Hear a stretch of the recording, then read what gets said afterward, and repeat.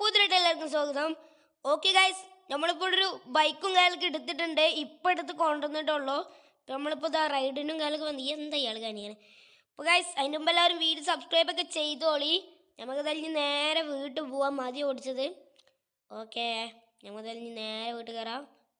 Okay okay, ഇതിലെ ഇന്ത്യയിൽ എങ്ങനെ കിട്ടോ? ഇതെന്തൊരു ഗ്യാസ് പോലത്തെ ഒരു സാധനം, എന്താന്നറിയില്ല ഗൈസ്. ഗ്യാസാണോ ഇത്?